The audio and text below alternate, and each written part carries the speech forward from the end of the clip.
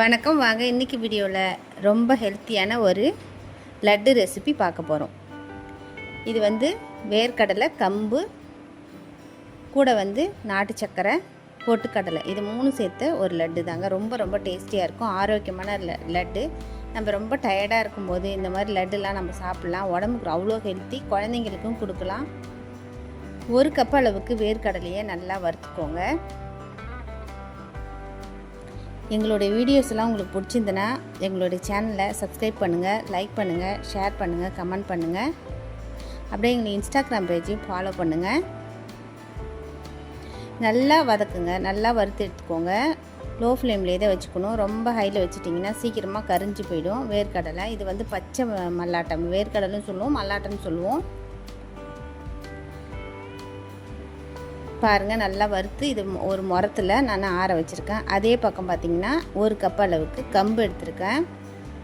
கம்பு அவ்வளோ சத்து. நமக்கு ரத்த சோகையெல்லாம் இல்லாமல் இருக்கும். கம்பு அதிகமாக நம்ம உடம்புல எடுத்துக்கிட்டோன்னா கால்சியமும் இருக்குது அதுலேயே.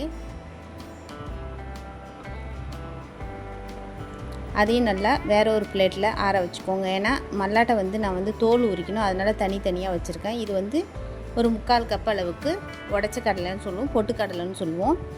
இதையும் லேசாக வறுத்தா போது, ரொம்ப வறுக்க தேவையில்லை. இதையும் கம்பியும் ஒன்றா சேர்த்து வச்சுக்கோங்க. இப்போ நல்லா ஆறட்டும். நான் வேர்க்கடலையை தோலை உரிச்சிட்டு வந்துட்டேன். இப்போ ஒரு மிக்சர் ஜார் எடுத்துக்கோங்க. ஈரம் இல்லாத மிக்சர் ஜாரில் இந்த மாதிரி வேர்க்கடலையை நான் தோலை உரிச்சிட்டு, கொஞ்சம் தோல் இருந்தால் பரவாயில்ல, அது கூடவே சேர்த்து ஃபஸ்ட்டு இதை கொரப்பாக அரைச்சி எடுத்துகிட்டு வந்துடுங்க.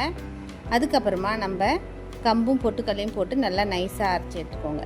வேர்க்கடலையை எதுக்காக ஃபஸ்ட்டு இருக்குன்னா அது எண்ணெய் விடும், அதனால தான். இப்போ கம்பியும் பொட்டுக்கடலையும் நான் அரைச்சிட்டேன். அது கூடவே 1 கப் அளவுக்கு நாட்டு சர்க்கரையும் ஏலக்காய் தூளும் சேர்த்துருக்கேன். சேர்த்து நல்லா ஒரு ஓட்டி எடுத்து வச்சுக்கோங்க. வச்சுட்டு வேற ஒரு பாத்திரத்தில் மாற்றி வச்சுக்கோங்க. 10 நாள் வைக்கிறீங்கன்னா கை ஈரம் இல்லாத இருக்கணும். இப்போ நல்லா சூடாக 2 டேபிள் ஸ்பூன் அளவுக்கு நெய் சேர்த்துக்கோங்க. இதில் நீங்கள் வேணுன்னா முந்திரி பருப்பு, எள் எல்லாமே வறுத்து நீங்கள் சேர்த்துக்கலாம். இப்போ இந்த மாதிரி உருண்டைகளாக பிடிச்சி நம்ம பரிமாற வேண்டியதான். அவ்வளோ ருசியாக இருக்கும்.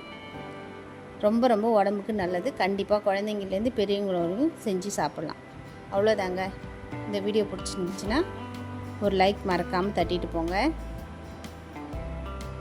பாருங்கள் எவ்வளோ இப்படி நல்ல டைட்டாக பிடிச்சி அப்படியே வச்சுக்க வேண்டியதான். நீங்கள் பார்க்கவே சூப்பராக இருக்குது பாருங்கள். நன்றி.